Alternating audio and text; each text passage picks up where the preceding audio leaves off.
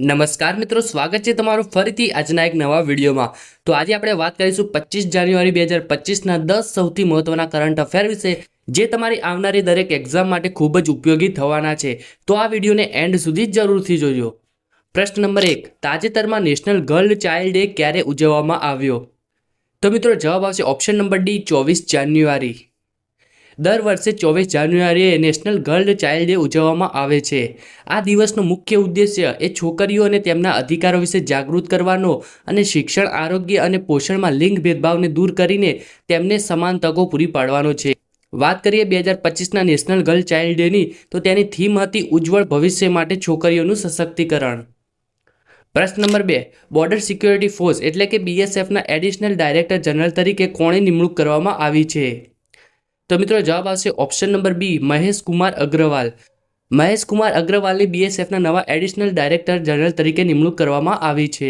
મહેશ કુમાર અગ્રવાલ આ પદ પર 4 વર્ષ માટે સેવા આપશે। તેઓ ચાર્જ સંભાળશે ત્યાંથી અથવા આગળના આદેશો સુધી, જે વહેલું હોય ત્યાં સુધી મહેશ કુમારે BSFના એડિશનલ ડાયરેક્ટર જનરલ તરીકે કામ કરશે। વાત કરીએ મિત્રો BSFની, તો BSFની સ્થાપના 1 ડિસેમ્બર 1965ના રોજ થઈ હતી। તેનું મુખ્યાલય છે નવી દિલ્હી ખાતે અને તેનો મોટો છે ડ્યુટી અનટુ ડેથ।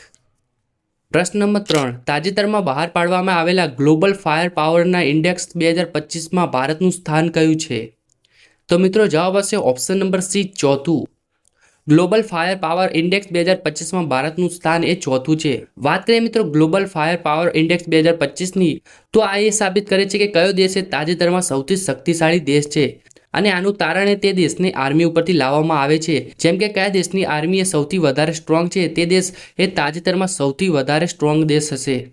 અને આ લિસ્ટમાં પહેલા નંબરની વાત કરીએ તો તે છે અમેરિકાનું સ્થાન, બીજા નંબર ઉપર આવે છે રશિયા, ત્રીજા નંબર ઉપર આવે છે ચાઇના અને ચોથા નંબર ઉપર આપણો દેશ ભારત આવે છે।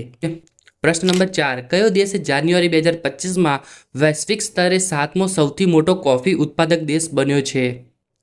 તો મિત્રો જવાબ આવશે ઓપ્શન નંબર એ, ભારત। ભારતે 2025માં વૈશ્વિક સ્તરે 7મો સૌથી મોટો કોફી ઉત્પાદક દેશ બન્યો છે।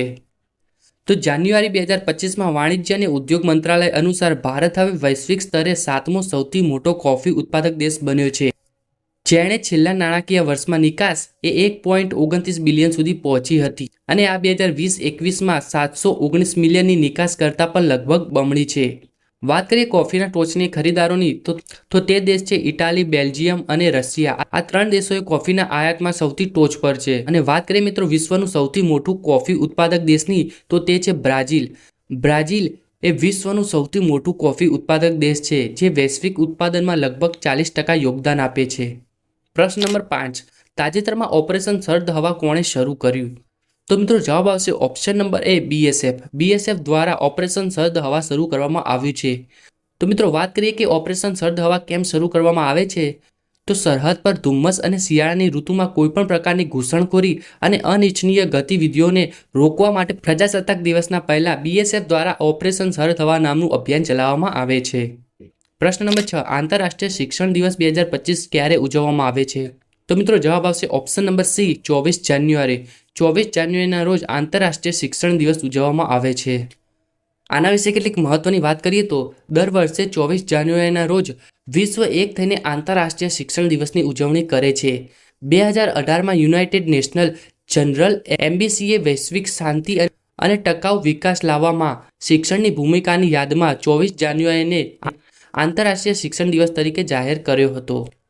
વાત કરીએ મિત્રો આની થીમની, તો 2025માં આની થીમ હતી AI અને education, human agency in an automated world, જેનો મતલબ થાય છે સ્વયં સંચાલિત વિશ્વમાં માનવ એજન્સી।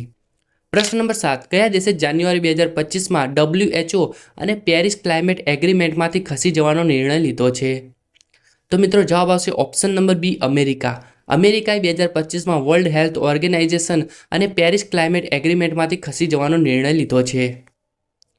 વિશ્વ આરોગ્ય સંસ્થા એટલે કે WHOના COVID-19ના સમયગાળામાં નબળા સંચાલન અને સુધારાના અભાવના કારણે USA આ સંસ્થામાંથી ખસી ગયું છે। WHOથી અમેરિકાનું અલગ થવાનું કારણ એ પણ છે કે વર્લ્ડ હેલ્થ ઓર્ગેનાઇઝેશન કેટલાક સભ્ય દેશોના રાજકીય પ્રભાવથી સ્વતંત્ર ન હતું, તેથી અમેરિકાએ સંગઠન છોડવાનો નિર્ણય લીધો હતો। પ્રશ્ન નંબર 8, જાન્યુઆરી 2025માં અમેરિકાની દક્ષિણી સરહદ પર રાષ્ટ્રીય કટોકટી કોણે જાહેર કરી? તો મિત્રો જવાબ આવશે ઓપ્શન નંબર એ ડોનાલ્ડ ટ્રમ્પ. તો ડોનાલ્ડ ટ્રમ્પે 2025માં અમેરિકાની દક્ષિણી સરહદ પર રાષ્ટ્રીય કટોકટી જાહેર કરી છે. ડોનાલ્ડ ટ્રમ્પે પણ યુએસએમાં ઇમિગ્રેશન અને આશ્રય પર ઘણા નિયંત્રણોની જાહેરાત કરી છે. તેમણે કહ્યું કે યુએસએ અને મેક્સિકોની બોર્ડર પર સૈનિકો મોકલવામાં આવશે જે જન્મસિદ્ધ નાગરિકતા નાબૂદ કરશે. પ્રશ્ન નંબર 9. હાલમાં કયા દેશે ટિકટોક એપ પર પ્રતિબંધ લગાવ્યું છે? તો મિત્રો જવાબ આવશે અમેરિકા. અમેરિકાએ પણ ટિકટોક એપ પર પ્રતિબંધ લગાવ્યું છે. પ્રશ્ન નંબર 10. તાજેતરમાં આઈસીસી અંડર-19 મહિલા T20 વર્લ્ડ કપ 2025 ક્યાં શરૂ થયો છે? તો મિત્રો જવાબ આવશે ઓપ્શન નંબર એ મલેશિયા. મલેશિયામાં આઈસીસી અંડર-19 મહિલા T20 વર્લ્ડ કપ 2025 શરૂ થઈ ગયો છે. વાત કરીએ મિત્રો અંડર-19 T20 વર્લ્ડ કપ 2025ની, તો આ તેની બીજી આવૃત્તિ હતી જે 18 જાન્યુઆરીથી 2 ફેબ્રુઆરી 2025 વચ્ચે યોજાશે. અને આ વર્લ્ડ કપની યજમાની મલેશિયા કરી રહ્યું છે. અને આ વર્લ્ડ કપમાં ભારતીય ટીમના કેપ્ટન છે નિકી પ્રસાદ. તો બસ મિત્રો આજનો વિડીયો આટલા સુધી જ હતો. જો તમને વિડીયો ગમ્યો હોય તો પ્લીઝ એક લાઇક કરી દેજો અને આવા બીજા વિડીયો જોવા માટે ચેનલને સબસ્ક્રાઈબ પણ જરૂરથી કરી લેજો.